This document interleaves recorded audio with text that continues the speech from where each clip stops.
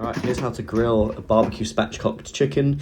I'm using jerk seasoning here, so it's got a nice char to it. I'm literally starting with the whole chicken from Aldi. This is medium, and it's a perfect size for a couple of people.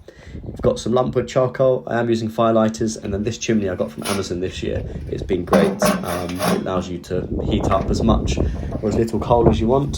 So I'm basically using a half chimney here, just because it's a medium size chicken. So yeah, put that all in, just like the firelighter, and then you can get started on the prep of the chicken itself. And I'll show you what to look for when it's kind of ready to then tip out into the grill. So I'm going to start here, open up the chicken, and then always need a sharp knife when you're kind of cutting through bone. It is a bit gruesome at points, and you'll see, but unfortunately that's just the best way to barbecue a whole chicken without it taking hours. And I do this as well if I'm cooking in the oven or even air frying small chickens as well. I'll always spatchcock them. So I'll show you that process now, but yeah, start with a sharp knife, and I think I also use scissors here as well, just because it was a bit difficult to get through the backbone. But you need to flip the bird over, and you can see here, that's kind of the tail end, and you just start very simply slicing down the side of that bone. And it's a couple of fingers width, I suppose, but yeah, just making a few cuts kind of exposes where you need to cut. So I'm just doing that with a knife here, and then I am starting to cut, and it is easier at the top end, I think by the neck, and then as you go down it gets a bit tougher. So you can see here I'm kind of struggling with the scissors, but yeah, you do just have to unfortunately just crunch through and get that out, and then once it's all out, it's really easy then to go on from there and season up. But yeah, so that's it then removed, and then what I like to do is you can use that for stock, or you can freeze it and keep a couple of them. Or you can just throw it away. There's no harm there. So then you turn it back on its front, so kind of side down. And what I like to do as well is actually I'm just cutting a little bit away of that bone. I think it's like the kind of the breastplate, so that when you push down on here on the breast, you can hear a crack. And here's the final product. So you've got one spatchcock chicken ready to season however you like. As I said, in this case, I'm using jerk and kind of barbecue seasoning, but I always start with some salt and pepper. And then I also had some thyme left over, so I just kind of dry rub that in, and then I'm also actually using some olive oil as well just before I put on the seasoning, which you'll see here. This is just normal like olive oil, not extra virgin or virgin olive oil. And then I've got some dried thyme here as well, kind of fresh herbs. You can use anything you want really. I just kind of spritzed off a bit there, as you can see. And then that's the jerk seasoning that I'm using. It's from, I think, Asda. In the UK, it's just Dunn's River, but any jerk seasoning will probably work. And then you can see I'm just brushing this in. You can use your hands, but yeah, sometimes, I don't know, I just prefer to brush it in and get it kind of everywhere you can on the skin side that's facing up. I find that's best, and then you get a nice sear as well on the barbecue, which I'll show you. But yeah, so just rubbing that all in, and then the barbecue's getting ready now, so that's been going for the whole time I've been prepping the chicken. And then you'll see here, once the coals turn a bit more white and are really hot, that's when you're ready to then tip out the chimney into the barbecue.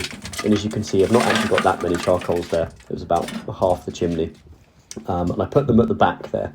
So I kind of try to create two sides. So you've got a hot side and a cool side. And what you want to do really is, when you first put the chicken on, put it onto that hot side at the back, and then you then move it to the other side, and that will then be skin side up. But you want to put skin side down first, so you get a nice good sear, and you get kind of crispy skin, and you get that kind of, I guess, charcoal sort of burn to it as well, almost. So you'll see here I'm just lifting it onto the grill and then just flipping it over. It's a bit difficult to record one-handed, but yeah, so that's skin side down, and I left that for about 5 minutes or so. Depends how hot and sort of how many charcoals you've got on your grill there. But you'll see in the next clip here, I've then flipped it over. It looks a bit burnt, but I promise you it isn't at all. And now I can kind of just show you that at the back there is all the hot charcoal, and then I've moved it to the cooler side. And now it's kind of that cut side down, so skin side up. And then that's where I just leave it. I open the vent slightly, so it's kind of medium temperature. Let that cook for about 40 minutes or so.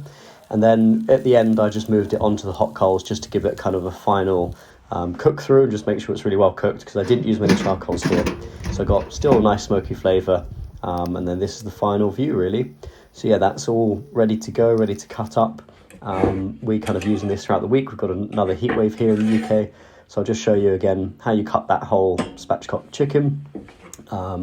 But really, you kind of end up with 2 legs, 2 wings and 2 breasts, which is how I like to do it. You can obviously then separate the thigh from the drumstick, but that's a whole leg, and I find that's a good portion for one person, so I prefer to do that. And it's very simple, you just cut away, and you can see how easy it's cutting now, because it's just cooked nicely. And with the breast, you just need to find the middle, very similar to carving a chicken anyway, and just find one side and then just cut away down that side as close to the actual, like the breastplate as possible, to just get the most amount of meat.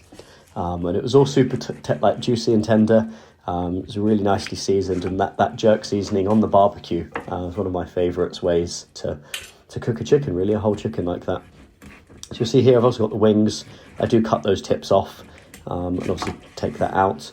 If you do want to then use not only the sort of the backbone that we cut off earlier and the breast that's left over, the carcass, you can use that for stock, but otherwise that's all the chicken I've got from literally just a couple of pounds worth of chicken, which I think is great, and that will last us a few days. So thanks for watching.